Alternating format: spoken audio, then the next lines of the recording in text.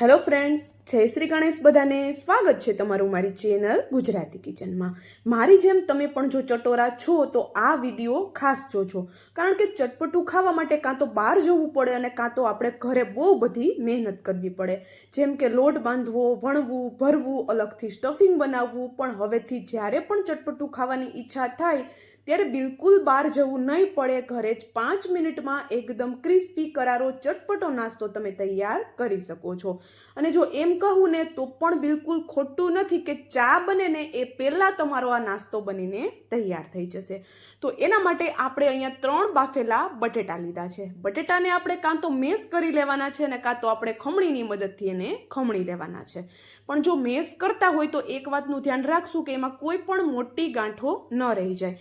એકદમ સરસ એવી આપણે એની પેસ્ટ બનાવી લેવાની છે. તો બટેટા છે ત્રણેયને મેં ખમણી લીધેલા છે. તો હવે આપણે એમાં સાથે જ એક મોટો ટુકડો આદુનો ખમણી લઈએ. જો ઘરમાં બાળકો હોય અને આદુ જો ન ખાતા હોય તો તમે સ્કીપ કરી શકો છો, પણ આદુની ફ્લેવર આમાં એકદમ સરસ આવે છે. તો થોડું ચડિયાતું એડ કરશું. સાથે બીજા પણ થોડા મસાલા કરીએ. એમાં આપણે હલકા એવા ચીલી ફ્લેક્સ એડ કરેલા છે અને સાથે લીલા મરચાં પણ હું અહીંયા એડ કરું છું. તો જો તમારે જેટલું તીખું જોવે એ પ્રમાણે તમે અહીંયા ચીલી ફ્લેક્સ કે લીલા મરચાં બેમાંથી એકનો ઉપયોગ પણ કરી શકો છો. હવે ક્રંચ માટે 2 મોટી ચમચી જેટલા આપણે તલ એડ કરી દઈએ અને સાથે 1 મુઠ્ઠી જેટલા લીલા ધાણા એડ કરી દઈએ. હવે કલર એકદમ સરસ આવે એ માટે અડધી ચમચી જેટલું કાશ્મીરી લાલ મરચું પાવડર અને સ્વાદ પ્રમાણે મીઠું એડ કરી દઈએ. અડધી ચમચી જેટલી હિંગ એડ કરવાની છે અને 2 ચમચી જેટલો ધાણા જીરું પાવડર એડ કરી દઈએ. અડધી ચમચી જેટલી હળદર એડ કરેલી છે અને આ રેસીપીમાં હંમેશા હું છોલે મસાલો એડ કરું જ છું. આ છોલે મસાલાનો ટેસ્ટ આ રેસીપીમાં ખૂબ જ સરસ એવો આવે છે. તો જો અવેલેબલ હોય તો ચોક્કસથી એડ કરજો. બાકી તમે મેગી મસાલો કે પછી કિચન કિંગ મસાલો કે ગરમ મસાલાનો ઉપયોગ પણ કરી શકો છો, પણ જો છોલે મસાલો હોય તો બેસ્ટ છે. હવે અહીંયા બધી વસ્તુને એકદમ સરસ એવી હાથની મદદથી મિક્સ કરી લઈએ. ગરમ ગરમ બટેટાને ખમણેલા છે તો બટેટા છે થોડા ચીકણા થઈ ગયા છે. તમારી પાસે ટાઈમ હોય તો બટેટાને ઠંડા કરીને લઈ શકો છો, પણ આ રેસીપીમાં આપણે સ્ટફિંગ નથી બનાવવાનું બટેટાનું, તો બટેટા ચીકણા થોડા થશે તો પણ કોઈ પ્રોબ્લેમ નથી આવવાનો. તો આરામથી ગરમ બટેટા, ઠંડા બટેટા, કોઈ પણ બટેટાથી તમે આ બનાવી શકો છો. હવે અહીંયા બધું મિક્સ કરી દીધા પછી બાઇન્ડિંગ માટે હું અહીંયા અડધો કપ જેટલો રવો એડ કરું છું. રવો છે એ ઝીણો જ લેવાનો છે. જાડો રવો હોય તો થોડો મિક્સરમાં ચલાવી લઈશું. હવે અહીંયા રવો છે ને એકદમ સરસ એવો હાથની મદદથી બટેટા છે એની સાથે મિક્સ કરી દઈએ. એક વખત મિક્સ કરી દીધા પછી જ આપણે બીજો લોટ લેવાનો છે, કારણ કે આપણે ખબર પડશે કે અત્યારે આપણે બીજો કેટલો લોટ એડ કરવાનો છે.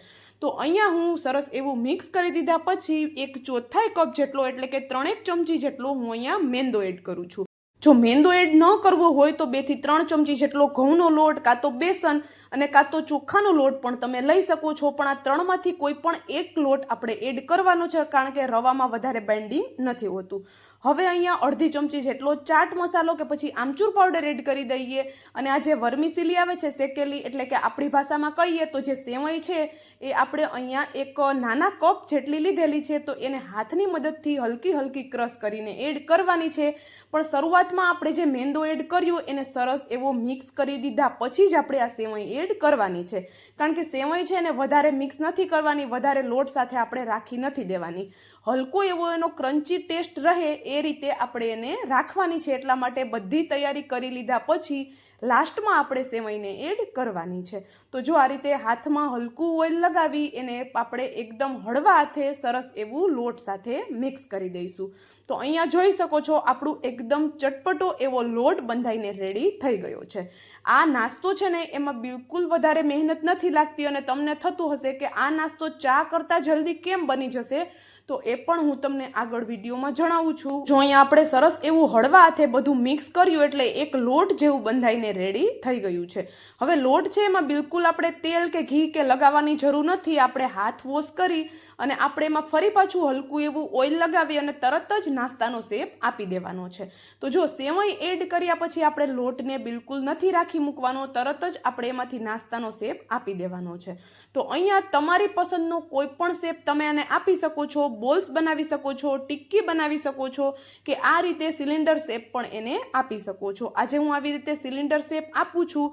અને હા, જો હું તમને આ નાસ્તાનો શેપ બનાવીને બતાવું છું ત્યાં સુધીમાં વિડીયો જો તમને થોડો પણ પસંદ આવતો હોય તો વિડીયોને લાઇક, શેર અને ચેનલ પર નવા હોય તો જલ્દીથી ચેનલને સબસ્ક્રાઈબ કરી દેજો આવા જ નવા અને એકદમ સરળ એવા વિડીયો જોવા માટે. અને હું મારી ચેનલ પર હંમેશા એવા જ વિડીયો અપલોડ કરું છું જે મોસ્ટ ઓફ ઘરની વસ્તુથી બની જતા હોય અને બધા આરામથી ઘરે બનાવી શકે એવા વિડીયો હું સરળ અપલોડ કરતી રહું છું. તો એટલા માટે જો વિડીયો થોડો પણ પસંદ આવતો હોય તો અમારા મોટિવેશન માટે તમે વિડીયોને લાઈક ચોક્કસથી કરી દેજો. તો જો અહીંયા આપણે જોઈ શકીએ છીએ એક સિલિન્ડર જેવો શેપ આપણે નાસ્તાનો આપી દીધો.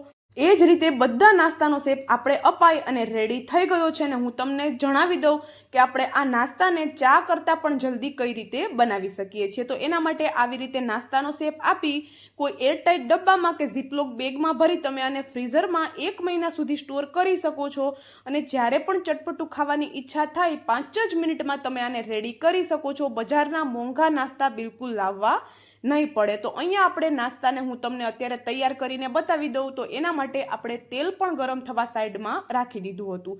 તેલમાંથી એકદમ સરસ એવા ધુમાડા નીકળવા લાગે ત્યારે જ આપણે આ નાસ્તો એડ કરવાનો છે.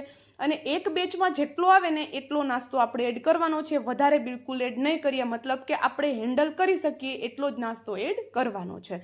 હવે નાસ્તો છે એડ કરી દીધા પછી આપણે એને બિલકુલ શરૂઆતમાં ટચ નથી કરવાનું. આ રીતે કડાઈને આપણે ફેરવવાની છે જેથી કરીને નાસ્તો છે બધી સાઈડથી સરસ એવો શેકાય અને આખા નાસ્તાનો કલર એકદમ સરસ એવો આવી જાય.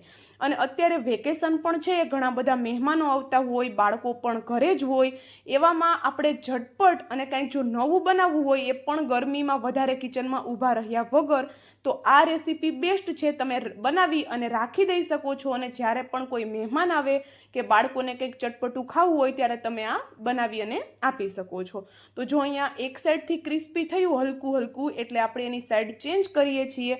અને આ નાસ્તો તળાતા પણ બિલકુલ વાર નથી લાગતી કારણ કે હાઈ ગેસની ફ્લેમ પર જ આપણે આને તળવાનો છે. તો અહીંયા તમે જોઈ શકો છો નાસ્તાનો કલર એકદમ જોરદાર સરસ એવો આવવા લાગ્યો છે. અને નાસ્તો છે એમાં હલકા ક્રેક્સ પણ આવવા લાગ્યા છે. આ નાસ્તામાં જે હલકા ક્રેક્સ આવે છે એના લીધે નાસ્તો અંદર સુધી કૂક થશે, ઉપરની લેયર જોરદાર ક્રિસ્પી બનશે. અને અહીંયા તમે નાસ્તાનો કલર ચેક કરી શકો છો. મારે કાંઈ કહેવાની જરૂર નથી, આ નાસ્તો જોવામાં જ એટલો જોરદાર અને ટેસ્ટી લાગે છે તો ખાવામાં તો ટેસ્ટી હશે જ. તો અહીંયા જોઈ શકો છો તમે આપણા નાસ્તાનો કલર પ્રોપર ચેન્જ થઈ ગયો એટલે આપણે હવે નાસ્તાને બહાર કાઢી લઈએ. અને આપણે જે સેવઈ એડ કરી એનો ક્રંચ આમાં એકદમ જોરદાર આવે છે, ટેસ્ટ પણ એકદમ નવો આવે છે. તો જો આ રીતે ક્યારેય તમે નાસ્તો ટ્રાય ન કર્યો હોય તો ચોક્કસથી ટ્રાય કરી શકો છો. ખૂબ જ ટેસ્ટી બને છે. સવાર સાંજની હલકી ફુલકી ભૂખ માટે બનાવી શકો છો. બાળકોના લંચ બોક્સમાં પણ તમે આરામથી આપી શકો છો કારણ કે ઠંડો થયા પછી પણ એટલો ટેસ્ટી લાગે છે. ઉપરથી એકદમ ક્રિસ્પી, અંદરથી એકદમ સોફ્ટ એવો આપણો અહીંયા નાસ્તો તૈયાર છે. અને નાસ્તો હું તમને તોડીને પણ બતાવી દઈશ, એકદમ જોરદાર અંદરથી પણ કૂક થઈ ગયેલો છે. તો ચાલો હવે મળશું આવા જ એક નવા વિડીયો સાથે. ત્યાં સુધી જય શ્રી ગણેશ બધાને and thank you for watching.